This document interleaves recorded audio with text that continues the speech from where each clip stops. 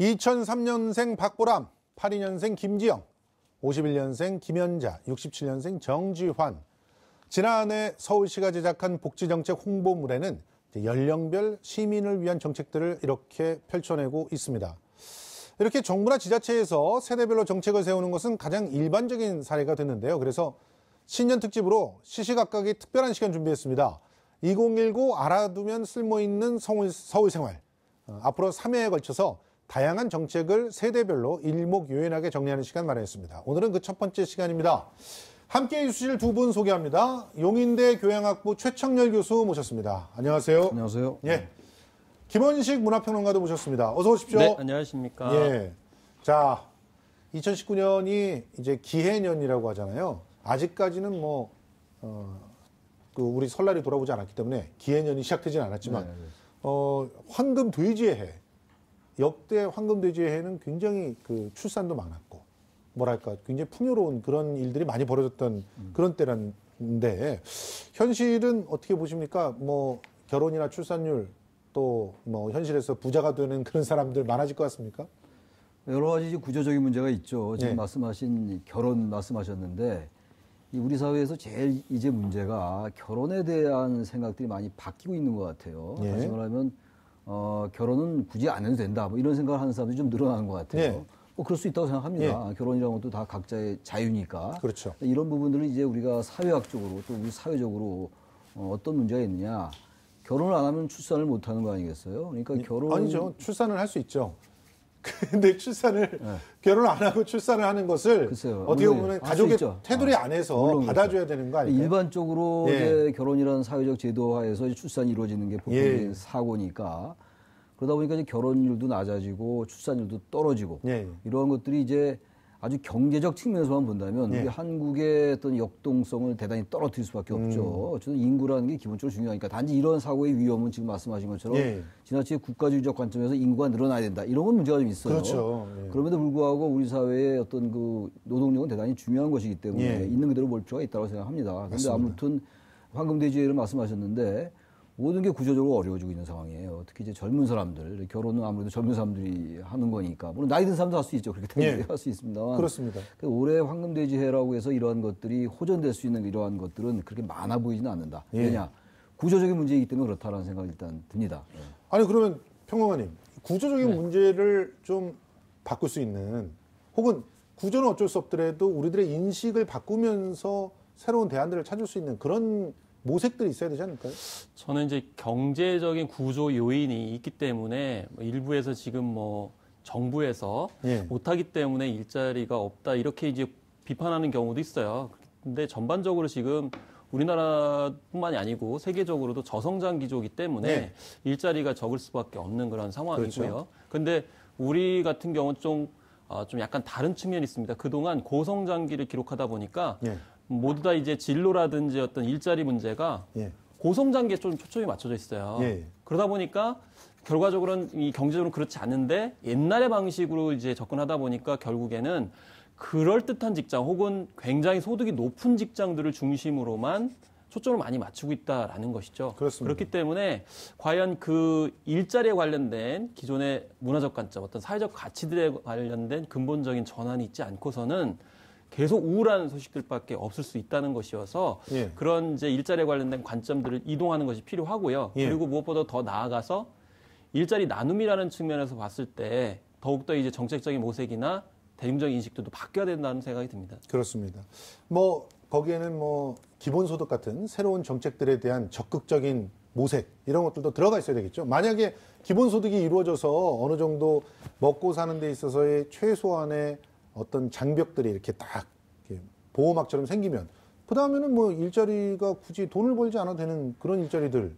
그렇습니다. 그러려면 이제 부의 재분배 선순환들이 많이 이루어져야 되고요. 사실 우리가 이제 많은 매체에서 일자리 창출에 대해서 얘기하고 그러다 보면 무엇을 강조하냐면 기업의 역할을 굉장히 많이 강조를 해요. 그렇게 되면 결국엔 사실 자본과 기업의 힘이 매우 강해지는 측면들이 많이 있거든요. 그렇기 때문에 말씀하신 것처럼 기본 복지라든지 소득적인 측면에서 좀 안정화됐을 때 그 기업에서 부족한 부분들을 메꿀 수 있는 그런 다양한 방식들 이런 게 있을 수 있고요. 한편으로는 기업의 논리와 상관없이 예. 자기의 어떤 자아충족을 할 수 있는 일자리들을 사회적으로 얼마나 많이 만드는 것인가에 연동해가지고 근본적인 패러다임이 바뀌어야 된다고 보는 거죠. 맞습니다. 사실은 옛날에 뭐 게임만 하고 있는 친구들한테는 막 빌어먹고 살려고 그러냐 그러면서 했지만 결국 그 친구들이 일자리를 만들어냈잖아요. 그런 걸 보면 여러 가지 인식의 전환들이 좀 필요한 시점이 아닌가 이런 생각이 듭니다. 본격적인 얘기를 이제 진행하려고 하는데요. 오늘의 주제를 화면으로 먼저 확인해 보시겠습니다.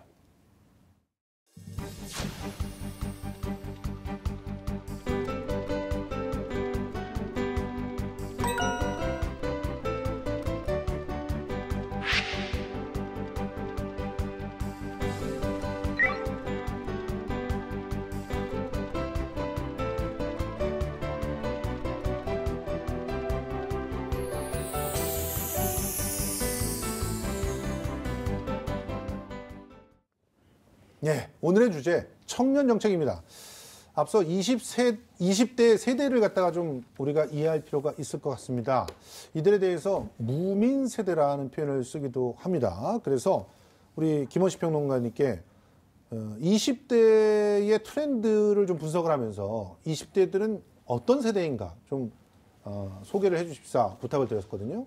네, 그래서 이제 몇 가지를 이제 뽑을 수가 있겠는데 요즘에 이제 유행하는 단어가 이제 무민 세대다 이런 말씀을 예. 하셨잖아요. 그래서 무의미에서 이제 꾸밈 없는 의미를 찾는다 이런 단어도 있고요. 뭐 자팍피디아라는 얘기도 있습니다. 예. 뭐 위키피디아 뭐 많이 들어보셨지만 여기서 보듯이 넓고 얕게 지식을 탐한다. 네.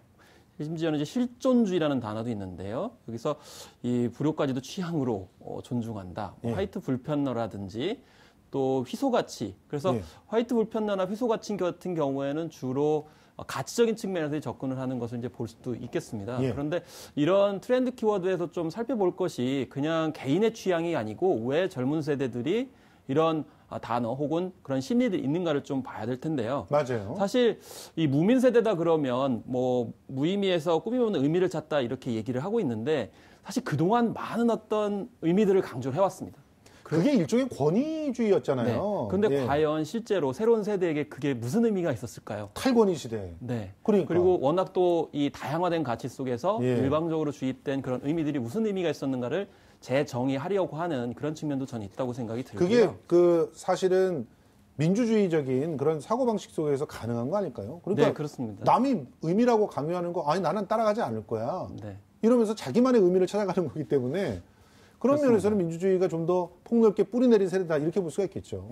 그래서 이제 기존의 가치보다는 새로운 가치들을 이제 끊임없이 탐색하는 거고요. 근데 네. 중요한 것은 그냥 관념적으로 접근하는 것이 아니고 실제적인 어떤 현실에서의 느끼는 의미들을 찾는 건데 그것이 반드시 거대한 의미는 아닐 수도 있다는 맞아요. 것을 생각할 수 있고요. 그렇습니다. 이 자파피디아 같은 거를 좀 거꾸로 생각을 해보면 왜 젊은 층들이 넓고 얕게 이렇게 지식을 탐하는가? 그건 두 가지 원인이 있을 수 있어요. 물론 취향이 다양화됐고 또 유튜브를 비롯한 매체의 다양성도 있지만 사실 취준생 입장에서 봤을 때는 시험 봐야 되거든요. 맞아요. 시험 보려면 학술적이나 깊은 의미 필요 없어요. 그냥 네. 얼마나 많은 지식들을 많이 갖고 있는가를 봐야 되는 어떤 그런 측면들이 한편으로 우울하게 작용을 하고 있다고 생각이 들고요. 그리고 화이트 불편러다 이런 얘기를 하고 있죠. 이거는 약간 부정적으로 볼 수도 있지만 한편으로는 그것도 예. 결국 20대 친구들이 가치를 중심으로 판단을 하고 특히 포미 세대라고 그래가지고 가치 중심적으로 생각했을 때 아낌없이 또 이렇게 이제 투자를 하거나 아니면 노력을 하는 경우도 옳다고 있죠. 생각하는 거에는 투자하기를 꺼리지 않는다는 거잖아요. 그래서 최근에 이제 미닝 세대라고 그래가지고 의미를 찾는 그런 행위들도 많이 있었지 않습니까? 맞습니다. 스스로 뭐 인터넷 블로그를 통해 가지고 해시태그를 연결해서 사회적 참여를 하기도 하고 네. 또 기부 문화의 앱을 통해서 참여하기도 하고요. 그래서 의미 있게 살려고 하는데 사실은 경제적인 부분부터 지금 어렵게 하기 때문에 네. 그런 점에서 좀 간극이 발생하고 있다고 생각합니다. 말씀하신 그대로 뭔가 경제적인 부분이 뒷받침이 된다면 얼마든지 다양한 개성과 또 그 나름대로의 의미를 찾아가는 화이트 불편러들의 네. 이 실존주의가 그 개성과 취향을 존중하면서 퍼져나갈 수 있을 텐데. 그렇죠. 근데 이게 참 경제적으로 굉장히 어렵단 말이에요. 특히 일자리 자체가 이제 불안정한 그러니까. 측면들이 있기 때문에 마음대로 되지 않는 거죠. 그래서 이제 많은 뭐 신문 매체들이 바로 이 문제, 20대들의 경제적인 불안정, 이 문제 때문에 결국 문재인 정부의 지지율이 20대한테서 하락하고 있는 게 아니냐 이런 식의 지적들을 하거든요. 어떻게 보십니까? 근데 20대가 이제 남성과 여성의 그 편차가 큰 것 같아요. 지금 정부에 대한 지지율의 차이는 일반적으로 나타나는 현상입니다. 어떤 특히 여론조사 기관에 따라 조금씩 다르긴 합니다만. 자, 보십시오. 지금 그래픽으로 나오고 있는데 남성 같은 경우는 20대가 29.4%밖에 긍정적으로 보지 않고 있고 여성은 63.5%라고 하면은 이전 20대들의 거의 비슷한 그런 어떤 긍정성을 보여주고 있으니까 남녀의 차이가 극심하다는 거죠. 저 그래픽에 따르면 지금 같은 세대인데 저렇게 차이가 벌어지잖아요. 남성만 취업에 불편함을 느끼는 건 아니거든요. 그렇죠. 여성도 마찬가지란 말이에요. 그러니까 이 부분을 단순하게 경제적 측면에서 취업에 관련돼서만 보려는 것은 한계가 있어요. 저 그래픽이 입증하는 거 아니겠어요? 그다음 왜 이렇게 20대 남성들이 원래는 문재인 정부 진보 정권의 아주 중요한 지지 기반의 하나였는데 왜 이렇게 바뀔까? 이거 우리가 볼 필요가 있어요. 그렇습니다. 그러니까 지금 이제 그 갈등이라는 게 세대 간의 갈등도 있고 이념 갈등도 있고 여러 가지 있잖아요. 지역 갈등도 있고 이제 가장 중요한 전통적인 갈등이 안보에 관련된 그렇죠. 이념적 갈등이 굉장히 컸어요. 우리 한국 사회가 분단이라는 논리에 이른바 냉전주의, 반공주의 이런 것도 여전히 작동하고 있거든요. 이제 그런 면은 많이 희석이 되고 있는 거죠. 지역주의도 많이 완화되어 있는 게 사실이고 그 간극을, 그 공백을 지금 이제 세대 간의 갈등 그리고 젠더 갈등, 아까 남성과 여성 그리고 또 하나 문제가 계층 간의 갈등이에요. 계층 갈등. 아주 크다고 봅니다. 계층 간의 갈등은. 그러니까 저는 여러 가지 청년들에 대한 얘기도 많이 나오고 있고 취업에 관련된 얘기도 나오고 있는데 이것과 관련돼 가지고 한국 사회에서 이 계층 갈등을 완화하는 그러한 정책을 펴지 못한다면은 취업 문제도 해결될 수가 없다고 저는 생각합니다. 다시 말하면 대기업과 중소기업의 문제라든지 그리고 이제 정규직과 비정규직의 문제. 다시 아까 얘기로 돌아서 그럼 20대 남성들이 왜 이렇게 취업 문제는 여성과 같이 고민하고 있으면서도 왜 이렇게 벌어지냐? 이게 젠더 문제예요. 그러니까 제가 이제 학교에서 학생들을 가르치면서 느끼는 게 남자 학생들하고 여학생들하고 차이가 많이 있다는 걸 많이 느끼거든요. 그러니까 최근에 이제 진보 정권 들어와가지고 이제 그 특히 여성 단체들 중심으로 해가지고 여러 얘기가 나오고 있는데 이른바 이제 그 페미니스트 같은 관련들. 근데 거기에 대해서 왜 정부는 자꾸 여성 편을 드느냐라는 인식이 좀 존재하는 것 같아요. 그게 상대적 박탈감이죠. 상대적 박탈감이에요. 또 하나 문제가 그런 대여성 문제도 있지만 저 같은 기성세대 아니에요? 기성세대 남자들. 저 같은 경우죠. 그러니까 저희들 같은 경우가 자꾸 남학생들한테 제자나 제 아들, 전 아들이 하나 있어요. 딸은 없는데 너는 이렇게 해라. 이게 그런 거에 대한 불만이 굉장히 많더라고요. 그렇습니다. 그러니까 왜 기존 세대, 기성세대의 권위를 자신들한테 강요하느냐, 자신들에게. 그러니까 아빠 세대 같은 경우는 아버지 세대에는 그런 걸 다 누렸으면서 자신들은 그런 거 별로 누리지 못한다는 거예요. 그러니까 중요한 얘기를 하셨는데 지금 어떻게 보면 이 20대 남성들한테는 그러니까 계층으로부터 오는 압박과 그다음에 세대로부터 오는 압박과 동시에 작동하는 그다음에 상대적 여성들이 비전을 갖다가 좀 취하면서 상대적으로 꿈을 찾아서 나름대로 낙관할 수 있는 여지가 있는 거에 비하면은 상대적으로 굉장히 그 절망감을 많이 더 느끼고 있다는 거잖아요. 이런 복합적인 갈등 때문에. 그런 것들이 20대 남성들에게 30대 초반까지 중첩적으로 작용하는 것 같아요. 굉장히 압박감을 느끼는 거죠. 사회적인 압박감도 있고 지금 말씀처럼 세대 간의 압박감도 느끼고 있고 또 현실적으로 군대란 문제도 있고. 그렇죠. 게다가 지난해 여러 가지 또 여성 관련들 일도 많이 있었잖아요. 알겠습니다. 그런 것들에서 종합적으로 느끼는 것 때문에 진보 정권의 기반이었던 20대 남성들의 지지율이 낮은 게 아니냐 이렇게 맞습니다. 보여집니다. 그러니까 이게 뭐 최근에 일부 언론에서 부각시켰던 것처럼 젠더 갈등만으로 촉진되는 것이 아니라 보기는 어렵죠. 실제로는 오히려 그 중심에 계층 갈등이 있지 않나 하는 생각들을 많이 했거든요. 실제로 계층 갈등에 어떻게 보면은 20대들이 주목하는 것을 막기 위해서 다른 갈등들도 부각시킨 건 아닌가 이런 생각도 좀 있는 것 같습니다. 자, 청년 정책을 얘기할 때 빼놓을 수 없는 정책이 청년 수당 아닙니까? 그런데 최근에 그 청년 수당이 굉장히 논쟁적임에도 불구하고 상당히 좋은 평가들을 20대들은 내리고 있는데 김원식 평론가님 어떻게 보셨습니까? 네, 사실 이 정책 같은 경우는 처음에 실시됐을 때 뭐 포퓰리즘이다 이렇게 되게 공격을 많이 받았습니다. 심지어는 뭐 정부 부처인 보건복지부 같은 경우에도 뭐 공격을 했고 고용부 같은 경우도 비판을 했죠. 그런데 사실 면밀하게 보면 이게 청년수당이라는 단어가 좀 어울리지 않는 개념이에요. 왜냐하면 만 19세에서 만 29세 사이에 미취업 청년들한테 지원을 해주는 거거든요. 그렇죠. 이제 최대 6개월에서 매달 이제 50만 원씩 현금을 지급하는 것이다. 그래서 여기 현금이 나오기 때문에 이 점 때문에 포퓰리즘이 아니냐 이렇게 얘기를 한 거죠. 근데 원래 정책연구에서는 현금을 직접 지원하는 것에 대해서는 설왕설래합니다. 논쟁이 있죠. 왜냐하면 현금을 이제 직접 지급했을 경우에는 이 동기부여가 되지 않기 때문에 오히려 역효과가 나타날 것이다. 이렇게 예측을 하거나 이제 부정적으로 평가를 하는데요. 이렇게 고전적인 복지 정책의 관점이죠. 중요한 거는 이제 미취업 청년들한테 초점을 맞춰가지고 지원을 해준다는 거죠. 그래서 사실 제 개인적으로는 처음에 이 청년 수당이라고 하지 말고 미취업 청년들을 위한 수당. 뭐 이런 식으로 취업 욕망 수당 이렇게 했다 그러면 아마 공격의 빌미를 덜 주지 않았을까 이런 생각이 들고요. 그런 점에서 사실 이제 현금 정책 같은 경우는 그 쓰임새를 정확하게 지정해 주는 것이 제일 중요하죠. 그런데 방금 쓰임새 얘기하셨는데 취업을 위해서만 써라라고 이렇게 어떻게 보면 쓰임새가 고정되어 있는데 그런데 그게 취업을 위해서라고 하는 게 너무 추상적이지 않습니까? 그러다 보니까 아니 친구들과 어울려서 그 생일날 술 한잔 하는 것도 어떤 면에서는 그렇죠.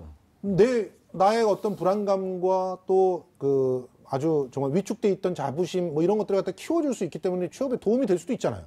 그런데 그 유흥비로 썼다고 막 뭐라고 이래 되는 건가요? 그러니까 이제 그게 하나의 프레임의 문제인 것 같아요. 그러니까 청년들 지금 갈 곳 없는 청년들, 취업이 안 된 청년들에게 이 청년 수당이 됐건 배당이 됐건 그건 의미가 있는 돈이에요. 자꾸 우리나라의 아주 고정적인 그 프레임 중에 하나가 기본적으로 자꾸 이 현금을 주는 거에 대해서 굉장히 그 비판적으로 보는 건 잘못됐다고 봐요. 왜냐하면 사람들에게는 현금이 필요해요. 가장 중요한 게 역시 그 현금 아니겠어요? 그렇죠. 캐시라는 건데 일단 그동안 자신이 어떤 그 경제적인 기반을 닦을 때까지 그에게 이 기반을 닦아줘야죠. 그리고 뭔가 어떤 그 불안감 없이 취업 준비도 하고 하루하루를 생존해 나가는, 생활해 나가는, 아까 말씀처럼 그래서 유흥비도 그 일환을 볼 수가 있어요. 물론 그게 전부 정책 목적과 맞지 않게 유흥비로 다 탕진되면 안 되죠, 당연히. 그렇죠. 근데 그런 청년들은 그건 비정상적인 거라고 봐야 되겠죠. 그런 사람이 우리가 그래픽을 보면서 한번 보겠습니다. 실제로 청년수당이 이렇게 사용됐어요. 1기가 봤더니 면접, 취업준비, 어학시험, 자격증 취득, 공무원시험,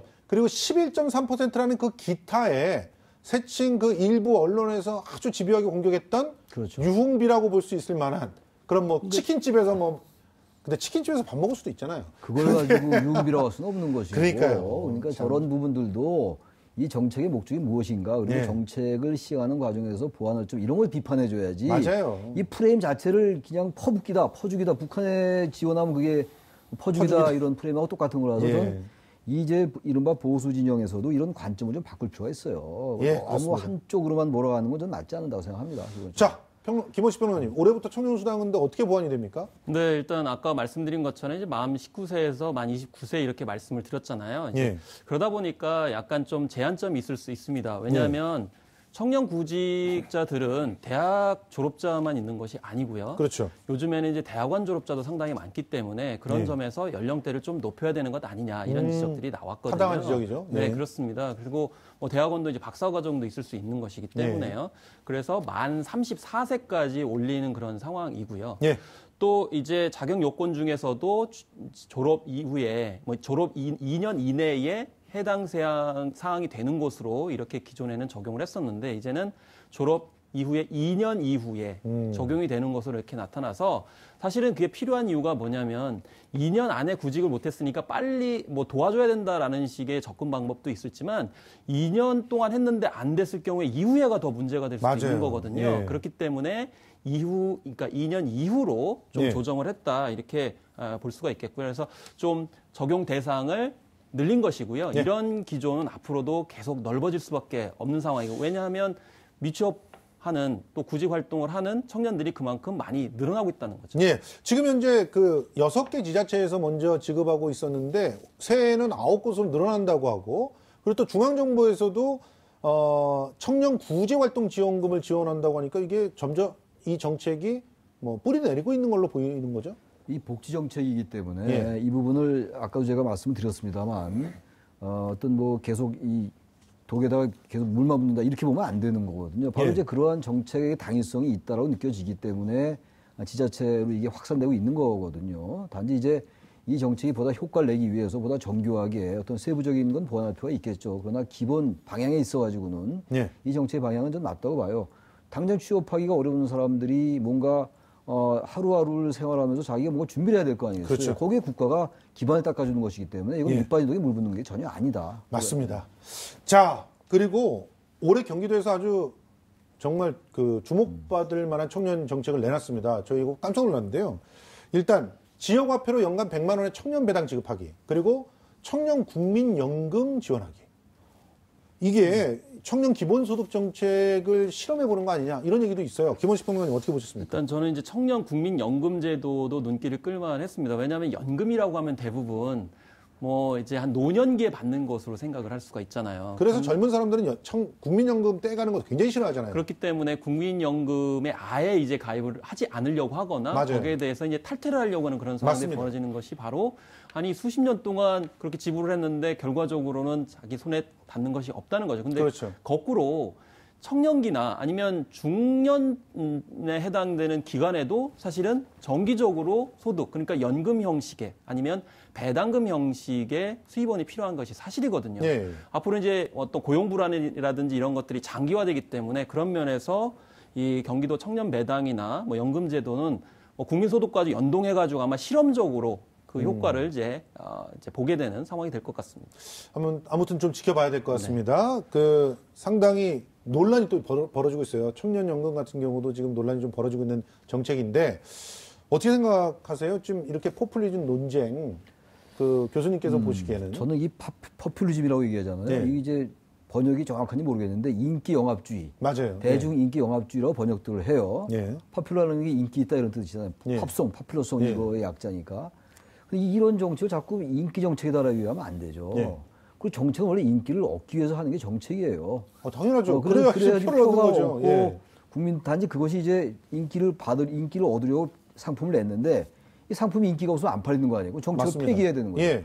그래서 선거라는 게 있는 것이고, 맞습니다. 그래서 민주주의가 이루어지는 하나의 그 패러다임이 그런 거거든요. 예. 이걸 자꾸 무조건 돈 주면 무조건 복지는 파퓰리즘이다. 예. 이거야말로 구산업 시대에 아주 낡은 이데올로기다라고 좀 봐요. 그래서 맞습니다. 이 부분을 보수와 진보를 떠나서 돈을 지급하고 복지 정책을 시행하는 걸 자꾸 파퓰리즘화 보면 안 되는 거예요.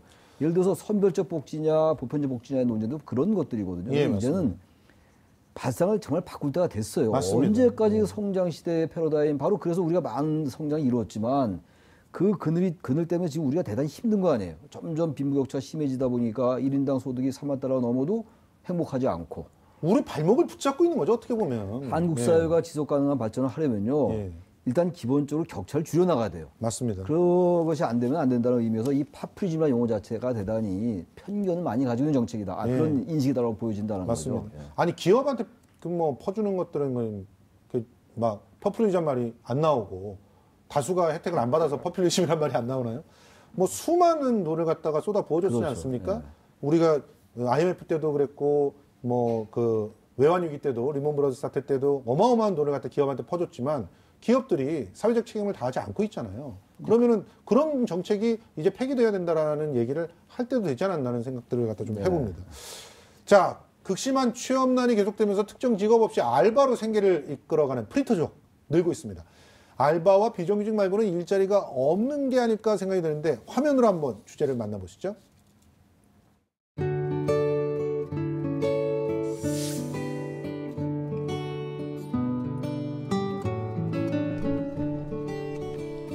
발령났어.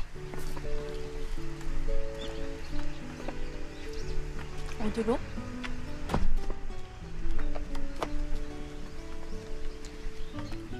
사우디아라비아.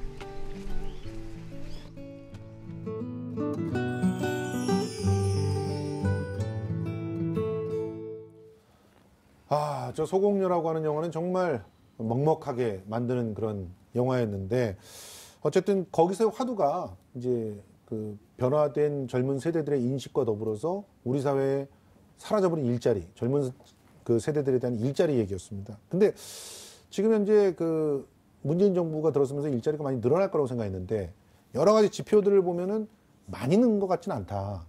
뭐 일부에서 주장하는 것처럼 일자리가 줄어들었다. 그건 아닌 것 같은데요.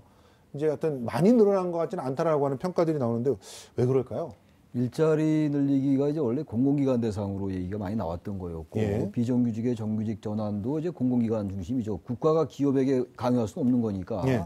일자리 문제는요, 이 성장 시대 때와는 많이 달라요. 제가 졸업할 때, 예. 제가 70년대 중반 학번인데 그때 이제 졸업은 제가 80년대 초중반에 했어요. 예. 그때는 굉장히 성장률이 높을 때였어요. 그렇죠. 그러니까 제가 나온 과 학생들이 막 이 취직된 걸 2개를 들고 다니고 이랬어요. 그렇죠. 근데 지금은 성장률 자체가 낮기 때문에 예. 이 고용하기가 어려운 거잖아요. 이런 구조적 그렇죠. 문제가 있어요, 분명히. 이런 것들을 인식할 필요가 있고요. 또 하나 문제는 대학생들이 많아졌어요, 그때보다. 그렇죠. 대학생 숫자가 워낙 졸업생이 많아졌기 때문에 제가 졸업할 때보다 그런 요인도 좀 고려를 해야 될 것 같고 예. 그럼에도 불구하고 아무튼 현실적으로 아니 우리가 얘기를 나누고 있습니다만 이 젊은 청년들의 어떤 그 일자리가 점점 굉장히 어려운 건 사실이에요. 그 여러 가지 이유가 있습니다만 그래서 아무튼 정권이 바뀌었다고 해가지고 1년 한 7, 8개월 만에 일자리 확 늘어날 수는 없죠. 예. 이 부분이. 그러니까 여러 정책을 시행하고 있는데 게다가 또 4차 산업혁명에 또 그 딜레마가 또 있어요.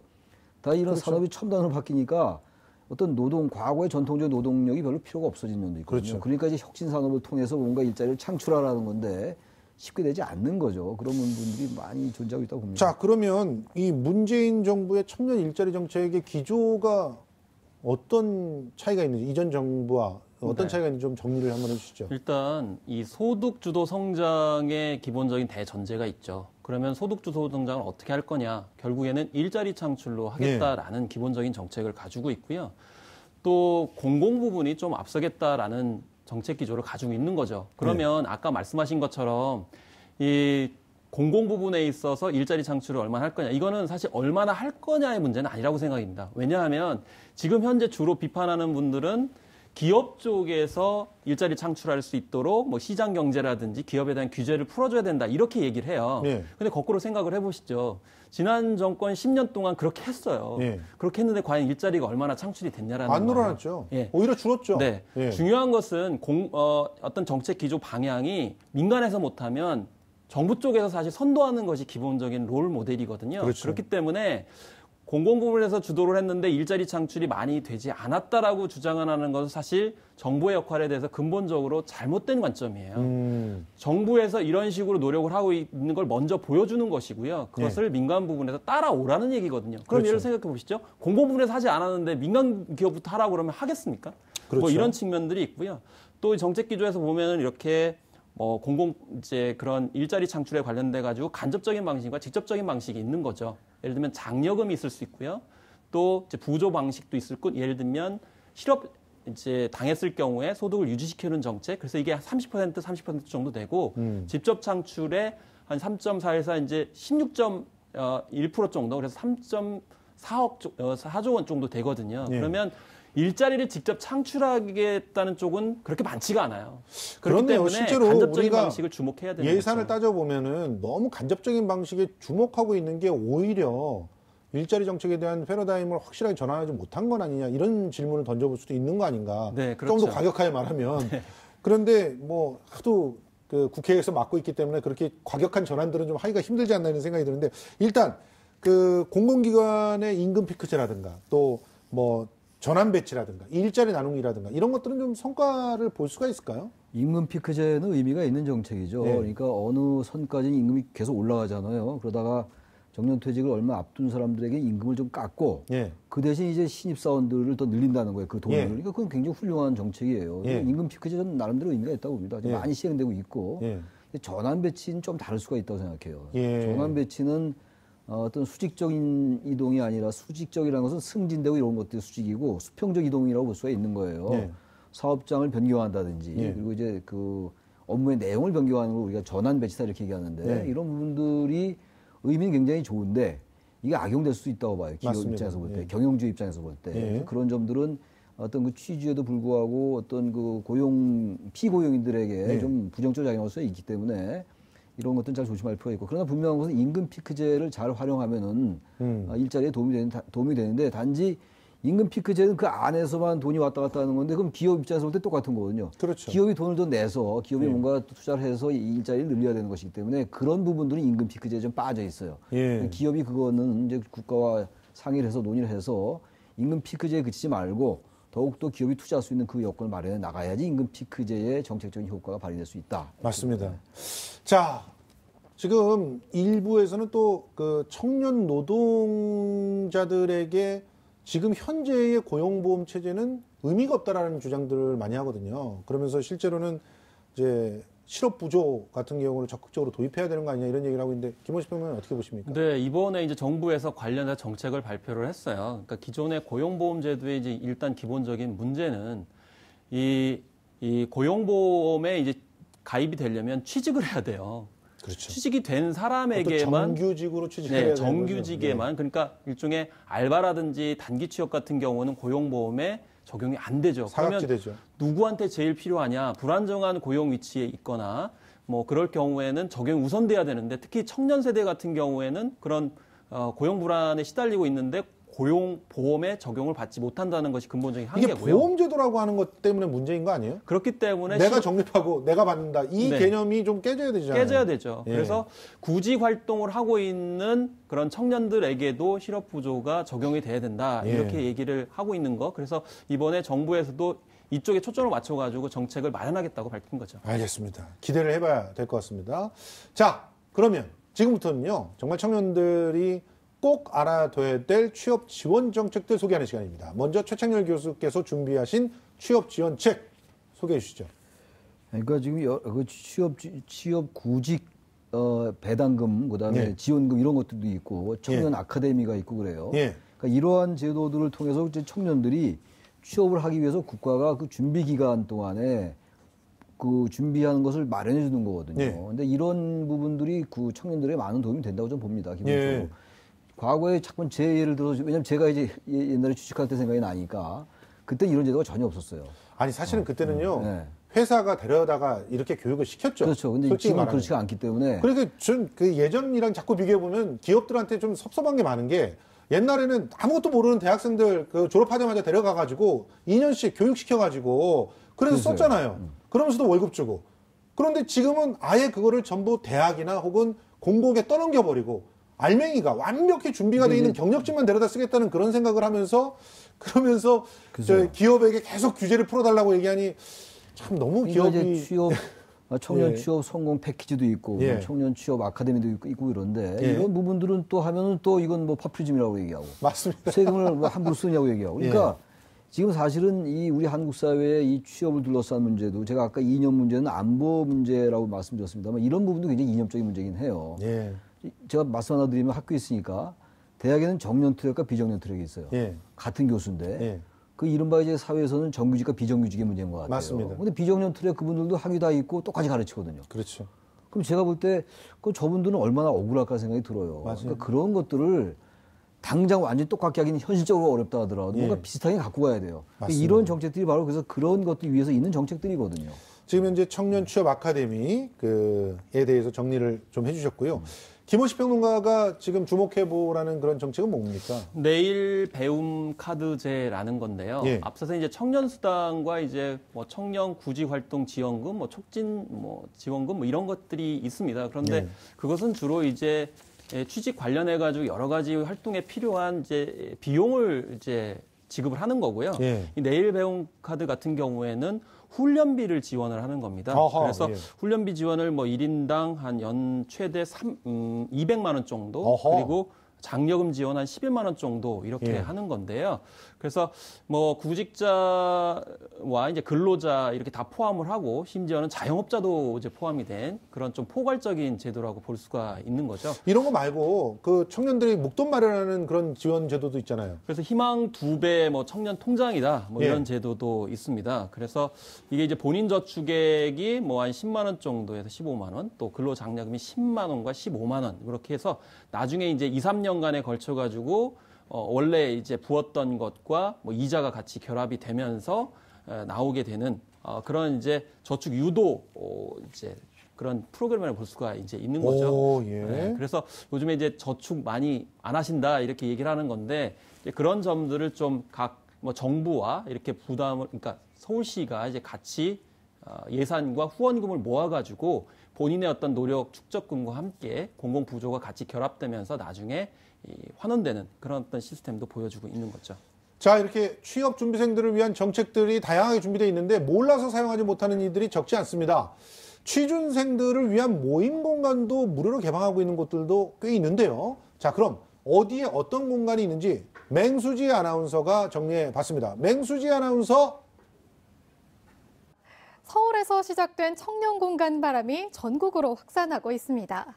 청년 공간은 취업, 공부, 창업, 연구, 노래 등 다양한 용도로 이용할 수 있는 청년들의 공간을 말하는데요.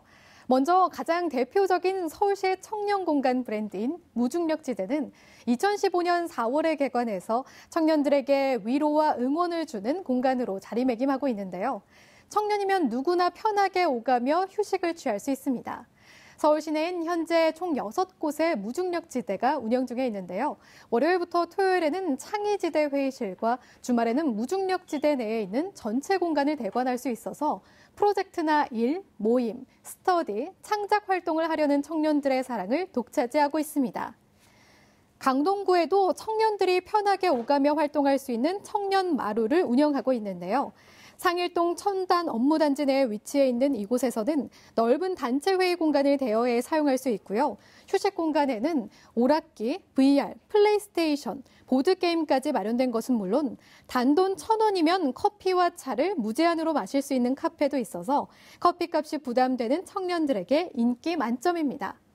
이 밖에도 은평구에 위치한 청년허브와 관악구의 청춘빌딩 등 서울 곳곳에 청년들을 위한 무료 개방 공간이 마련되어 있으니까요. 갑갑한 도서관을 벗어나서 집에서 가까운 청년 공간을 찾아보는 건 어떨까요? 지금까지 서울 시내 무료 청년 공간을 살펴봤습니다. 자, 계속 얘기를 이어나가 보겠습니다. 청년 고용 문제 뒤에 꼭 따라오는 문제가 바로 청년 주거 빈곤입니다. 지옥고 하면 생각나시죠? 다음 주제 만나보시겠습니다. 이 동네가 서울시내에서 제일 싼 곳인 거 알지? 보증금은 없고 여기 창문도 있지? 좋지?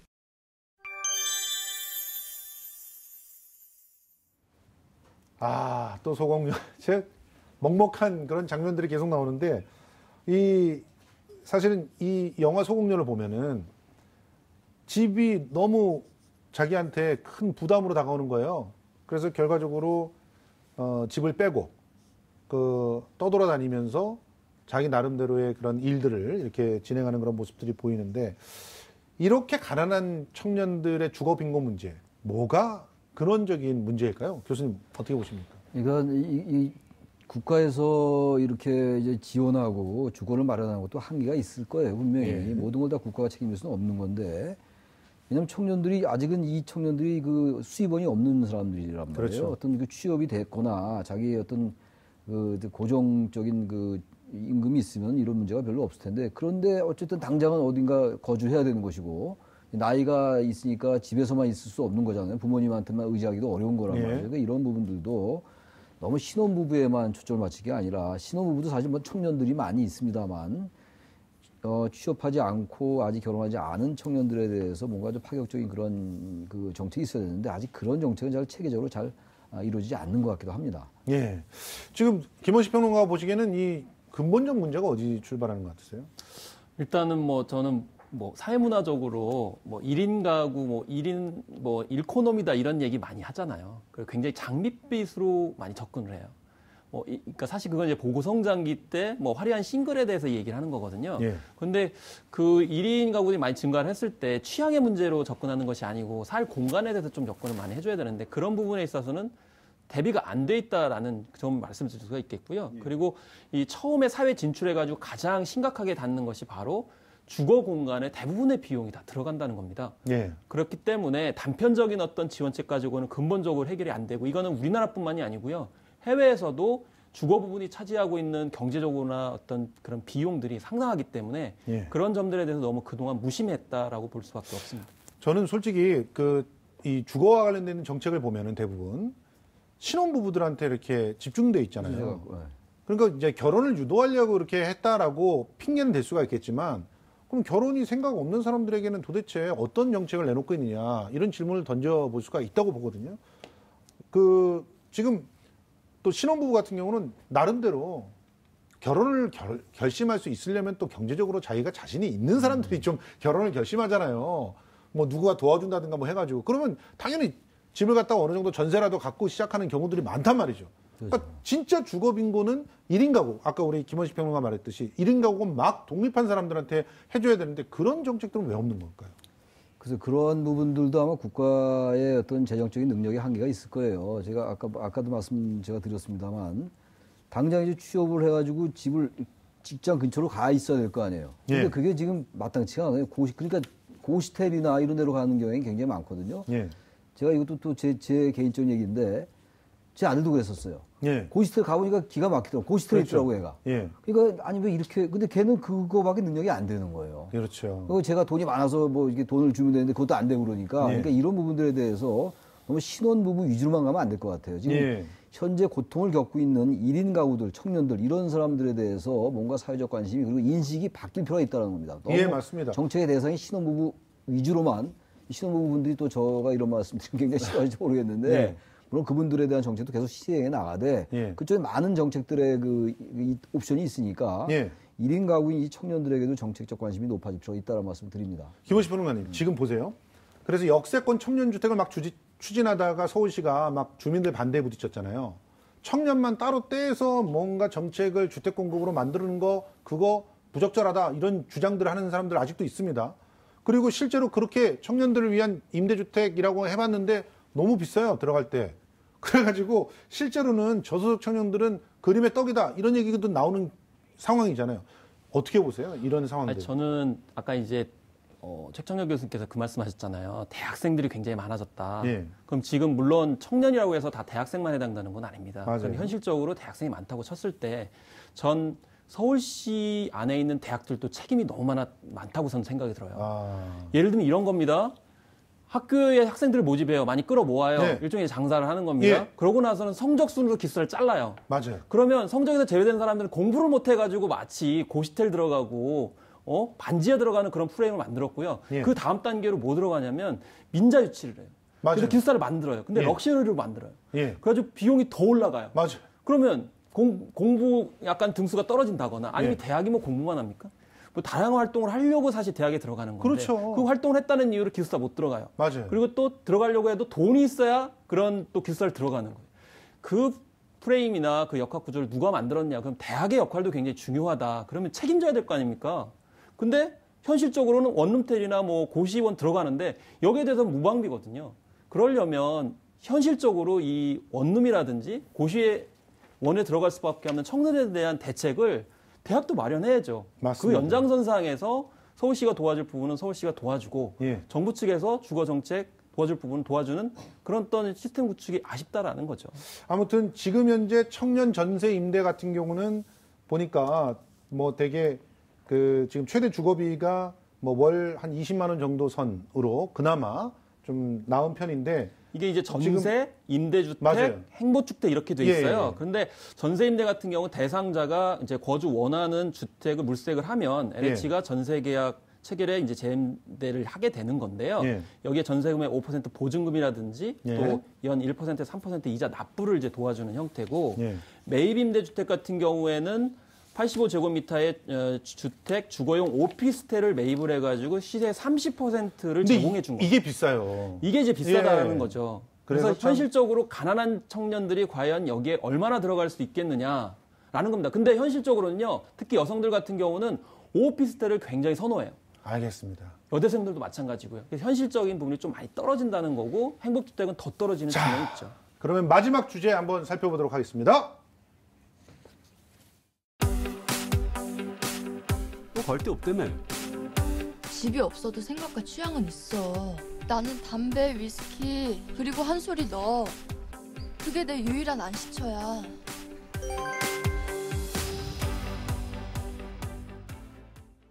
난 가난해도 내 취향은 있어. 나는 술, 맥주 안 마시고 위스키 마셔야 돼. 근데 그거를 누가 부정하겠습니까? 자, 시간이 얼마 안 남아서 짧게 그 생각과 취향을 지킬 수 있게 해주는 그런 청년 정책, 그런 사회 불가능합니까? 저는 가능하죠. 예. 전 너무 이제 포괄적인 얘기가 될지 모르겠는데 기득권들이 양보할 수밖에 없어요. 맞습니다. 지금 사실 우리 사회에 이 부의 이 총량은 굉장히 많습니다. 예. 근데 그런 것들이 분배가 잘 안 돼서 그래요. 예. 그러니까 이런 그 오피스텔 비용도 굉장히 높고 예. 학생들 지금 이제 그 학교에서 많이 민자 유치해서 짓잖아요. 예. 그건 건설업체에서 좀 양보하면 돼요. 근데 그거는 맞습니다. 정책의 이건 단순하게 이 청년 정책 문제가 아닌 거잖아요. 그렇죠. 이런 근본적인 문제를 고민하지 않으면 네. 아무리 많은 정책이 나온다 하더라도 근본적인 해결책이 될 수 없어요. 그래서 예. 정규직과 비정규직 계속 얘기하는 게 사회의 기득권들이 양보할 때 예. 그런 사회적 대타협을 이뤄내는 리더십이 필요하다고 봅니다. 맞습니다. 그래서 그렇게 박항서 감독의 리더십이 사랑받았지 않나 바로 이런 그런 생각이 점이라고 들어요. 봅니다. 예. 먼저 젊은이들에게 눈높이를 맞추고 걔네들이 필요한 것이 무엇인지 들여다보고 적절한 역할들을 맡겨주면서 전체의 어떤 시너지를 내는. 그러면 청년 정책의 방향 좀 짧게 앞으로 어떻게 가야 되는지. 저는 뭐 예술계도 그렇고 뭐 사업하시는 분, 자영하시는 분도 마찬가지지만 임대료, 그러니까 주거 공간 비용이 너무 커요. 맞습니다. 그렇기 때문에 아까 이제 부의 재분배 선순환 문제 말씀하셨잖아요. 그러면 기득권 세력이나 아니면 공공 부문에서 선순환하려면 청년들의 주거 정책을 통해 가지고 그걸 확실하게 공공성 확립해서 이 비용을 많이 줄여줘야 여러 가지 비용들이 다운이 되는 거죠. 이제 그런 점들이 가장 먼저 우선이 돼야 뭐 청년 수당 문제든 뭐 이제 고용 장려금이든 이런 것들이 같이 시너지를 발휘할 수 있고 청년들도 불안정성을 약간 탈출할 수 있는 계기를 마련할 수 있다고 저는 생각을 하거든요. 알겠습니다. 지금까지 청년 정책들에 대해서 특집으로 한번 마련해봤습니다. 용인대 교양학부 최창렬 교수 그리고 김원식 문화평론가와 이 시간 마련해봤습니다. 오늘 고생 많으셨습니다. 네, 감사합니다.